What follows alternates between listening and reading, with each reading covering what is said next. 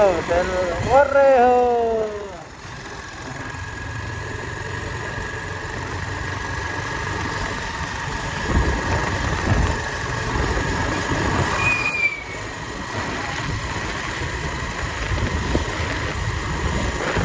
अब खाना खाएर त हामी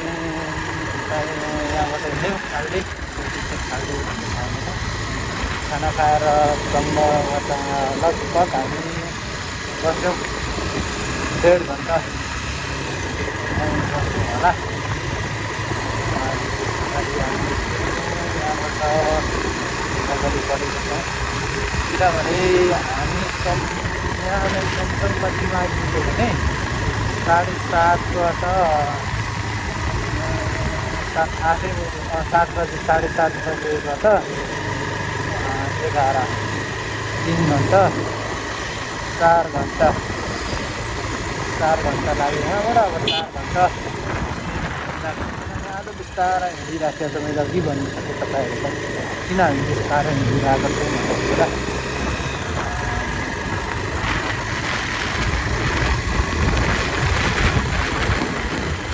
बारी चाहिँ भनेको रामेछाप जिल्ला हो। यता सिन्धुलीमा हामी हिँडिरहेको छौँ।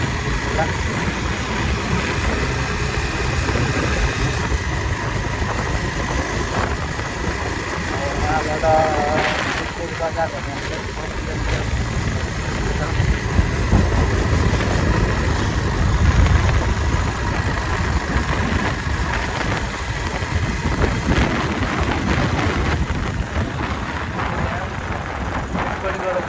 सफा पानी अब आएको छ। यता काठमाडौँको यस्तो फोहोर पानी आइरहेको छ। के भन्छ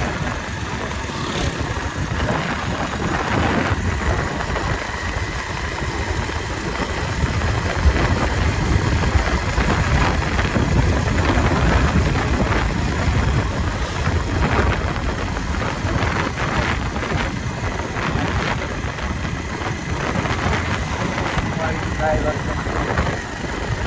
सुनकोशी मरिङ खोलामा भएको छ। मरिङ खोला कस्तो छ भनेर चाहिँ अस्ति हामीले हेऱ्यौँ।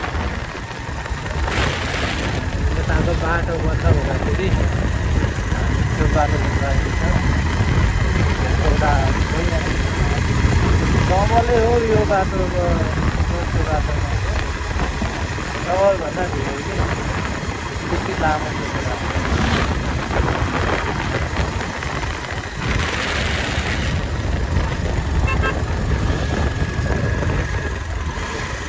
चिरा परेको छ यो त रोडमा दबेको छ। चिरा परेको छ लाग्थ्यो भित्र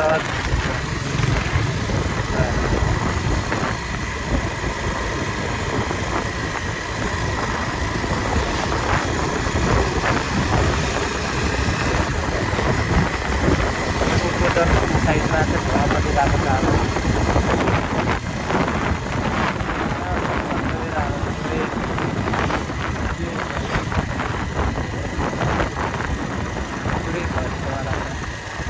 यो बाटोलाई चाहिँ आउने माथि अर्को ठाउँ अर्को बाटो बनाइदिने भन्ने कुरा छ। यही हाइड्रो पावरले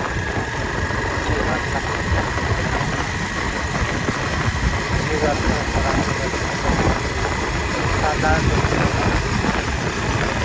यहाँबाट चाहिँ सुरु भनेको मरिङ खोलामा पुगेसकेपछि यहाँको सुरु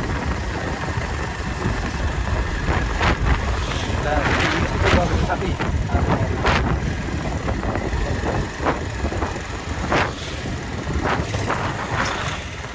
तलबाट पुगिसकेको छ।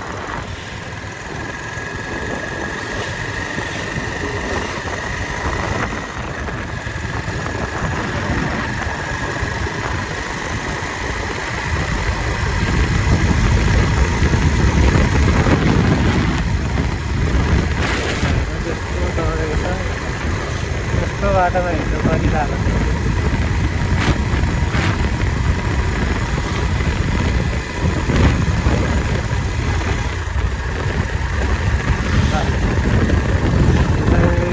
बजारको डम्पिङ साइड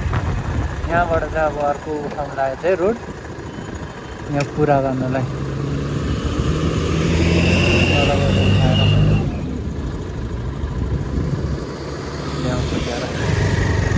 राइड गर्दै जाँदा कि गाइज यहाँ अब यहाँ यो टपेर गएर उतापट्टि अप्ठ्यारो ठाउँ छ नि त यहाँ सानो छ अनि त्यहाँनिर चाहिँ अब कुर्नु पर्ने हो बिस्तारो पाले पालो जानुपर्ने हो हतार नगरी तर एउटा बाइक आएर चाहिँ ओभरटेक गर्नु खोज्दाखेरि अनकन्ट्रोल भएर त्यहाँ एक्सिडेन्ट हुन्छ क्या हेर्नु है त गाइज दाहिने साइड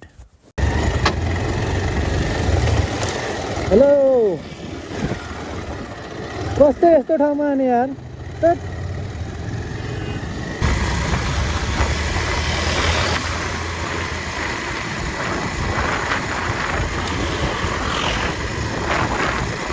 साह्रो नै हो झन्डै एक्सिडेन्ट पर्ने नै कस्तो अनि त्यस्तो अप्ठ्यारो ठाउँमा मलाई ओभरटेक गर्नु खोजेको नि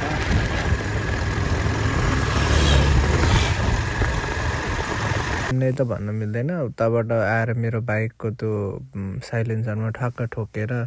भित्तापट्टि पनि ठक्क ठोक्यो तर त्यस्तो चोटपटक त आउने खालको होइन हल्का ढल्किएको थियो सर्टै उठाएर लिएर आइहाल्यो लगातार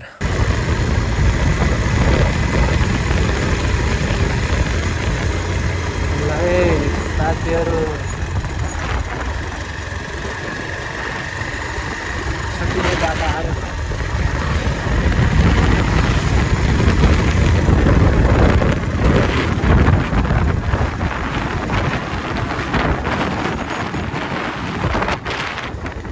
रहेको छ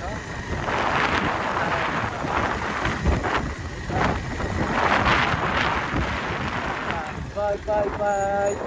बाई बाई बाई जल खाली प्राण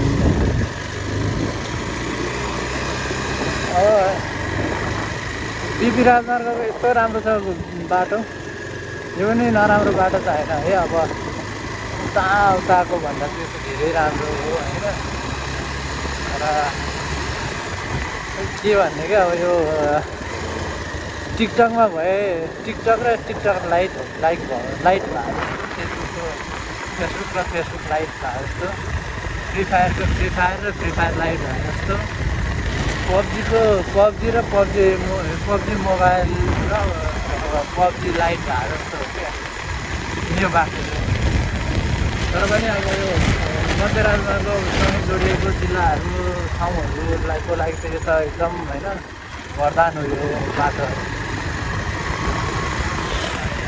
यसले गर्दा धेरै सहज भएको छ यात्रा राम्रो छ तर पनि अझै राम्रो बनाउन सकिन्थ्यो होला अलिक व्यवस्थित तरिकाले अलिक क्वालिटी दिन सकिन्थ्यो होला यो बाटोलाई भविष्यमा त हुन्छ होला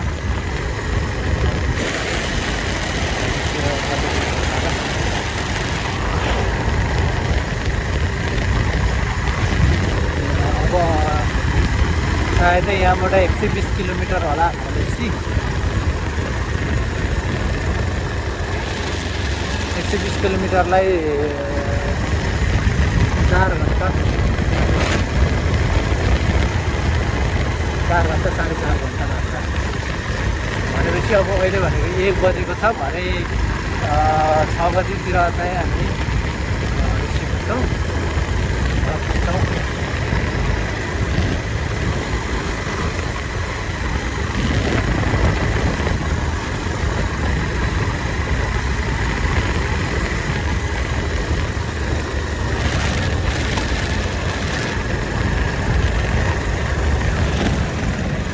वहीमा कहाँ गएको यार यस्तो फेरि एक्सिडेन्ट पर्छ नि त हेलोको छेउछेउमा हिँड्नु नि त व्हाइटलाई धेरै पेल्नु हुँदैन किनभने उनीहरूले नै व्हाइटलाई पेलेर आएर हुन्छ गाडीले हामीले पनि व्हाइटलाई नै पेल्दै गयो भने भरे पेला पेल अघिको जस्तो हुन्छ जस्तै अघि मलाई एब्सेन्टले पुरा यस्तो डेन्जर बाटो है अब अप्ठ्यारो हो नि त डेन्जर भन्दाखेरि अप्ठ्यारो छ क्या बाटो त्यस्तोमा चाहिँ मलाई ओभरटेक गर्नु खोज्यो अनि उसलाई हुन त चोटपटक लागेर थोरै चोटहरू लागेर थ्याङ्क यू फर गड है सेफको लागि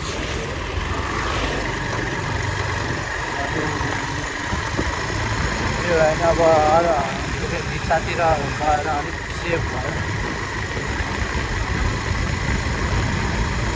त्यस्तै हुन्छ फेरि यहाँ पनि अब व्हाइट लाइन गरिरहँदाखेरि डिस्को लाइनमै जति सक्दो चाहिँ होइन अब डिस्को लाइनलाई म चाहिँ पेल्दिनँ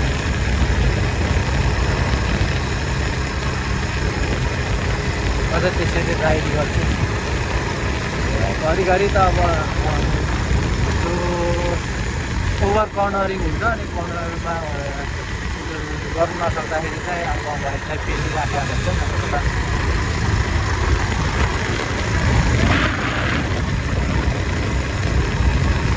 मलाई यसरी यस्तो भ्यूहरू चाहिँ म हेर्छु अनि त्यही भएर छन्द हुन्छ कि मलाई भ्यू हेर्नु चाहिँ एकदम मजा लाग्छ कि हेरेर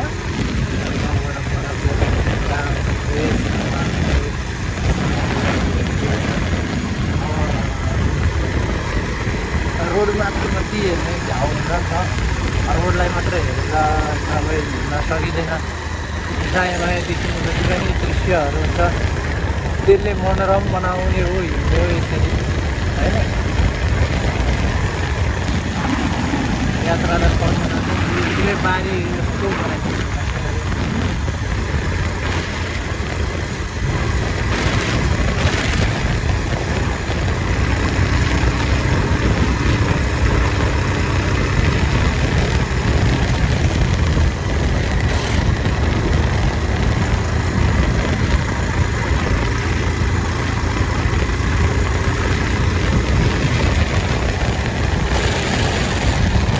कस्तो काटेर लगेको छ क्या अब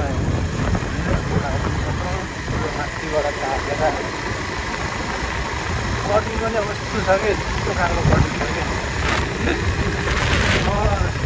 के अरे त्यो पिपी राजमार्गको पनि सबै यो भित्ताहरू काट्दा यस्तो साइड काटेको छ है अब मध्य पहाडीको त बालै छैन क्या जुन काटेर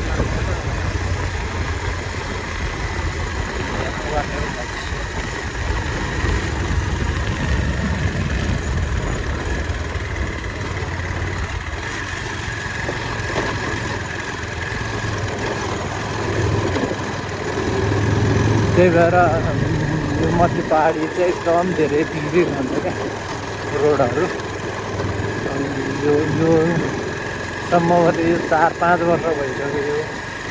यस्तै छ अझै यो हरेक बर्खामा यहाँनिर प्रब्लम आउँछ रोकथाम गर्न सकेको छैन